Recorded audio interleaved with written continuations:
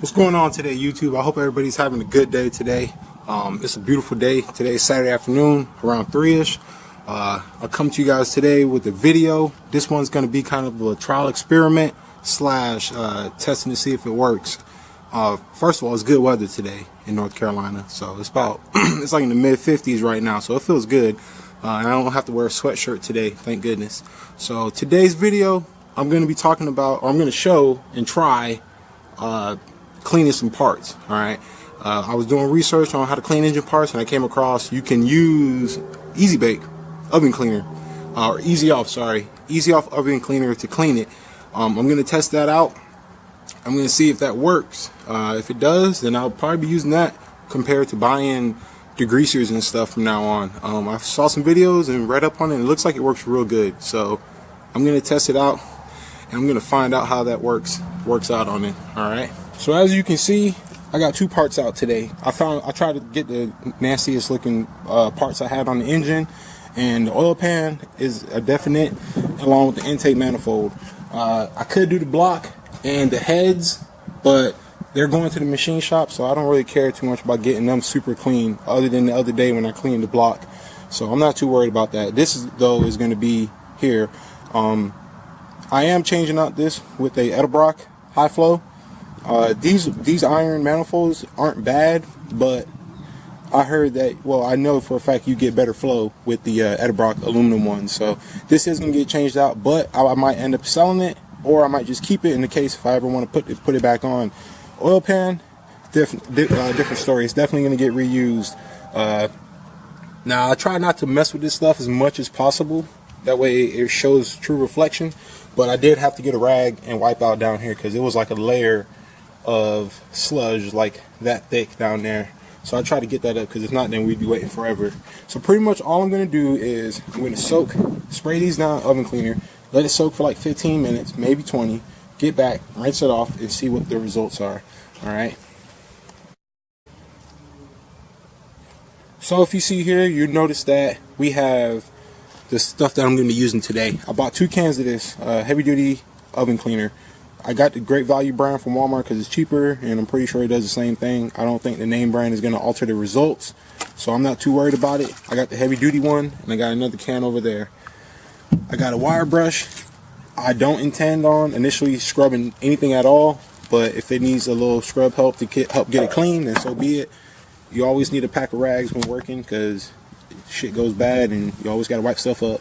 All right, this guy right here is not a regular rag. This is called a lint-free. I'm sure a lot of you guys probably know what a lint-free rag is, but it's exactly what the name says. It's a lint-free, so it doesn't, when you wipe with it, it doesn't leave a lint residue compared to like this cotton rag with the fibers and stuff on it, you know. So if you're doing delicate work like in blocks, you know, you're cleaning out the cylinder bores and stuff, getting them prepped for piston installations, you want to use something like this, a lint free, because you're not going to have any residue, any lint left behind, because you don't want those little fibers inside of the rotating components. Another good alternative to this, I get this from work for free, so I don't care about the money portion, because I don't pay for it. But another good alternative I've heard from multiple people is coffee filters. Those are super cheap. You get like a pack of 200 probably for like less than $2. So definitely, I highly recommend having lint frees whenever you're working on delicate stuff. I'm not going to use lint frees on these. I just wanted to let you guys know about that. Might help somebody out one day. All right. So real quick, I'm gonna let y'all, once again, the sun is setting fast again. I'm gonna show you what it looks like now, and this is what it looks like. All that. Okay. Flip it over. Now this is some nasty crud here, man. So, you know, this is what it is. So we're gonna test it out and see if oven cleaner is what it's about. You know, I'm just gonna place it over there in the grass, spray the SOB, let it soak, and yeah. And then this is the intake manifold. You know, it's nasty. So it is what it is. You see down there all that carbon and stuff. Fuel probably sprayed on there. I'm curious to see what's gonna happen to this guy, because I bought a new one of these because I did not trust this. But I'm curious. It's so heavy. Underneath, it's not going to be really dirty because there's an oil splash shield inside the valley, so that's kind of normal, expecting. But you can see there, my lighting sucks. But yeah, alright. So next, we're going to go ahead and spray this down. I'm going to move this stuff over there, spray it, and then I'm going to let you guys see it. So I went ahead and I sprayed down this one. It foamed up. I'm going to let that do its thing. I might apply more to it. Off the bat, I was expecting a little bit more foam, but it's whatever. It's probably still going to do its job, so I'm not too worried about it. Now I'm going to spray this one down and just get all in there. You got to shake this stuff up good because it's been sitting on the shelf for however long.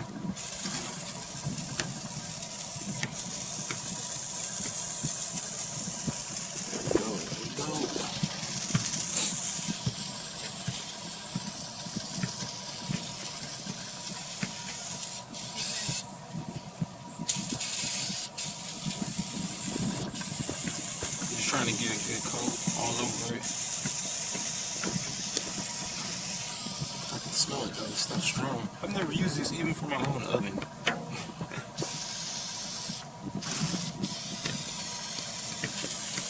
Alright, it looks like it's going to turn on this one because I can see it like lifting up all like this.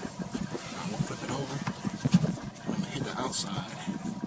All that marinates on the inside. Probably should do one side at a time, but it's whatever.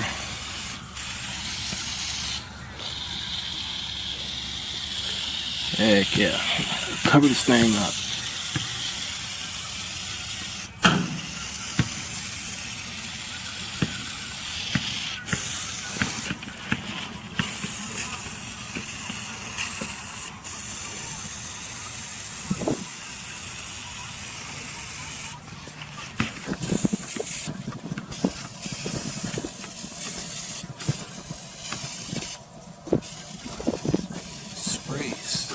This spray is kind of bad.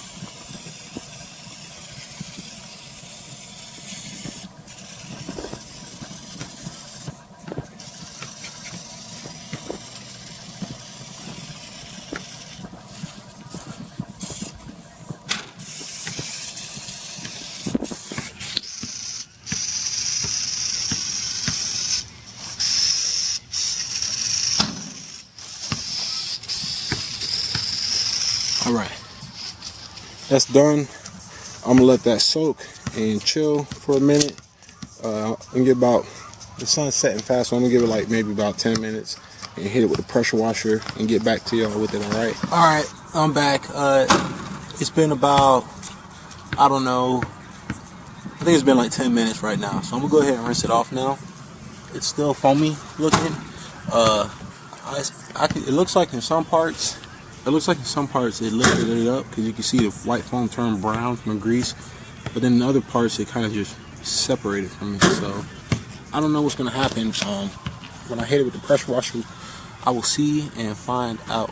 All right, folks, I'm back after about 15 minutes of pressure washing and cleaning and stuff. This is what I got at the end of it. All right. So I'm starting to put the pieces together on what's going on. All right. So how I said that there's clay and stuff that was baked on. Let me see if I can focus that.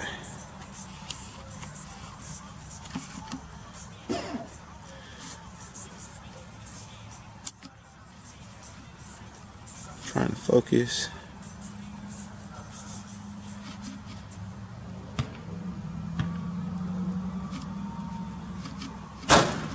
Whatever.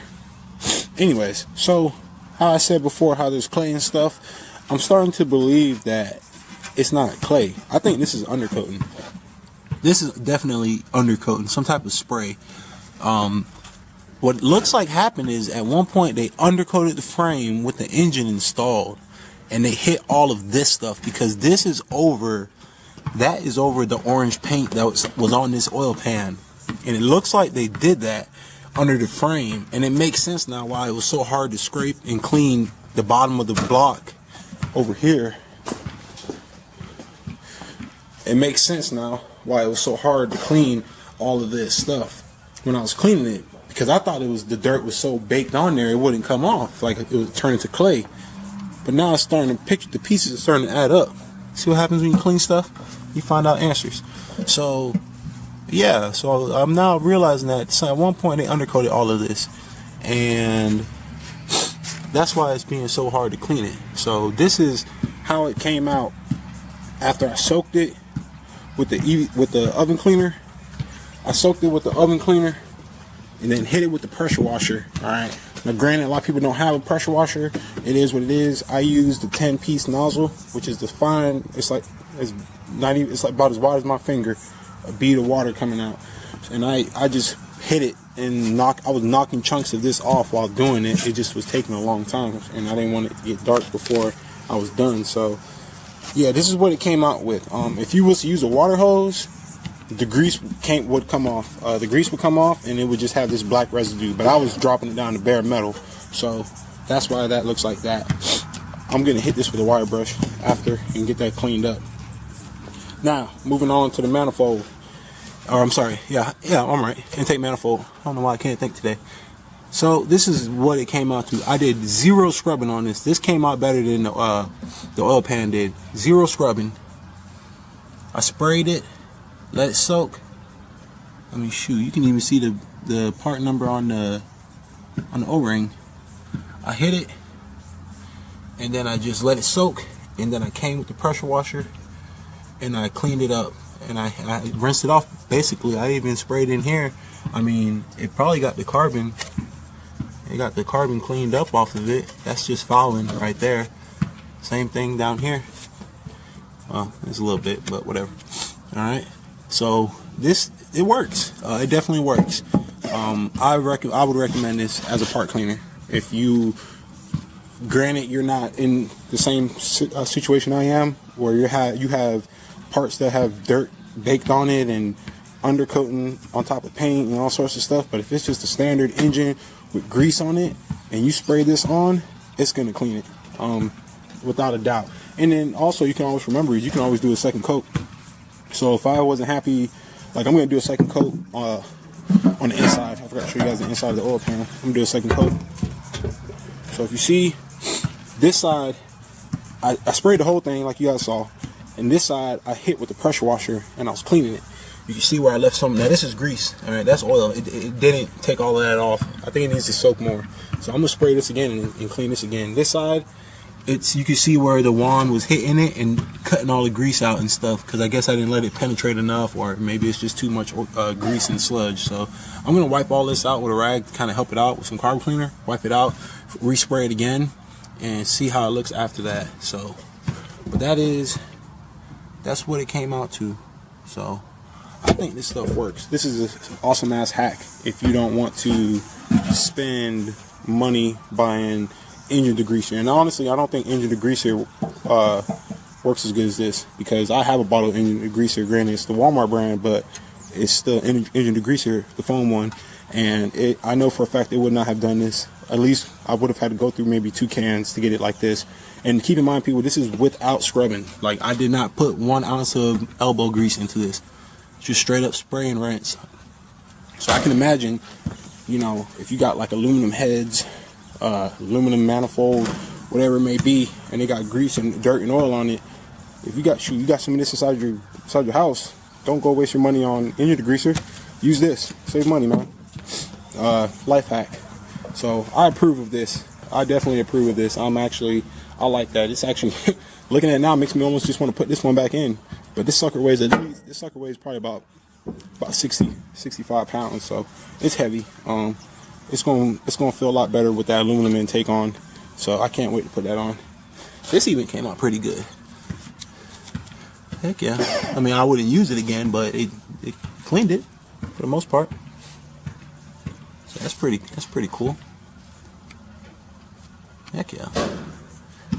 Still trying to get the hang of the focus on this camera. I don't know why. Yeah, like that. That works good. You look down in there. I guess the sidewalls I didn't really spray, but whatever. And then I didn't do the bottom. Obviously, you guys know that. Did not do the bottom because, well, look at it, there's nothing there. This was in the dirt and grass when I was spraying it, so that's why it has grass on it, obviously. Alright, so that is that, and yeah, that's pretty much it, man. So I wanted to show you guys something for all of the Buick people out there building Buick engines, and they have these for Chevys, Fords, Mopar, all of it.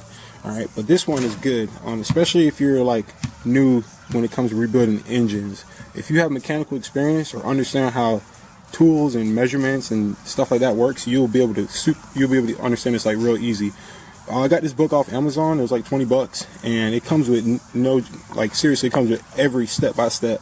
I mean, I put that magazine in this page so that way I remembered where I left off. And this is for the oiling mod that I'm going to be doing myself on the block. And after reading this, I feel confident I can do it. So I'm not too worried about it. But I am going to do the oiling mod on the 430 big block to get it better oil flow. I was considering a high flow oil pump, but after reading what TA said about depending on your clearances, if you have tight clearances, then you want to run it. I don't know what my clearances are going to be like because I'm not sure if the crank is going to have to get grounded or what. So I'll see when I get to that point. But for now, this is an awesome book, Max Performance Buick Engines SA. That's I guess that's the model or the magazine number, or not even magazine, like, I don't know, manual, whatever it's called. This is the number for it if y'all are interested. And that's a sexy looking engine right there. But it's a good book, and it has everything. Like, when I say everything, I mean everything. It covers the big block. It covers all of these right here, just like it says right there. I'm not going to repeat it. It covers all those, and it tells you all of this stuff. So if you're trying to figure out how to do this, machine work, guidance on the heads, I mean, it tells you everything about valves, all that stuff, you know. And then also it recommends the parts where you can get the parts that you might need for it. So that's pretty cool. Alright, so I'm gonna go ahead and end this video out. I just wanted to show you guys that I do approve of using oven cleaner to clean your car. Keep in mind, people, this is a 69 Buick Riviera.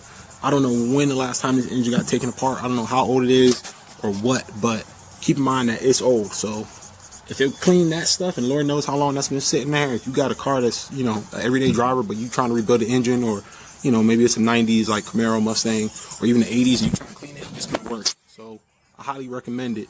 Just trying to see if I missed anything else. No, but next project that I'm going to be doing on the Buick is going to be the heater core. I'm going to change out the heater core. I'm going to record that. It's not going to be a how-to. I mean, I can try, but I have to have a camera person. But I'm going to be changing out the heater core on it while the engine's out, and then after that, I'm actually going to be looking into suspension replacements. I want to change out all of the control arms, sway bar bushings, ball joints, all that. It's going to be a grimy job, but I've done it before on my truck. It sucks, but you save money and get it done. All right. But yeah, that's it. So thanks for watching. I appreciate it. Channel's growing. I appreciate the views. I appreciate the subscribers, the new comments, all of that stuff, the advice I get. Shout out to VA Buick's forums. It's awesome. People on there are real good about stuff. Shout out to all the old timers too. Everybody that's giving me advice on the car so far, what to do and whatnot. So I appreciate it. I'm grateful for that. So you guys have a good Saturday. Have a good weekend. Happy New Year's. If I don't have another video out before new 2018 kicks off, have a safe and fun New Year's. Be safe. And I'll see you guys next time.